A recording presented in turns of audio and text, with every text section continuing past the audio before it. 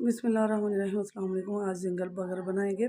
उसके लिए हमने चिकन ले लिया सीने का, और इसमें सिरके डाले हैं तीनों, चिली सॉस, सोया सॉस, सिरका, चिली फ्लेक्स, चिली जो रेड चिली डाली है, गरम मसाला, काली मिर्च, सफ़ेद मिर्च।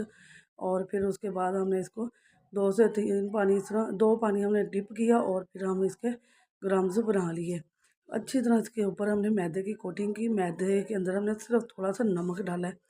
तो यहाँ देखिए हमारे कितने ज़बरदस्त से लेयरिंग हो गई है इसकी। और फुल गर्म ऑयल में आपने इसको फ्राई कर लेना है। ऑयल ठंडा नहीं होना चाहिए, नहीं तो आपके ग्राम्स अच्छे नहीं बनेंगे। तो यहाँ हमने, अब देखिए मैं आपको, यहाँ देखिए जी, ग्राम्स देख लें कितने ज़बरदस्त बने हैं चिकन के। जो हमारी पैटीज़ है कितनी ज़बरदस्त बनी है। इसमें खीरा और सॉस, मैंने बनाई है जी, मायोनीज़, केचप, और इसमें ओरिगेनो और रेड चिली फ्लेक्स डाल के सॉस बना ली हमने।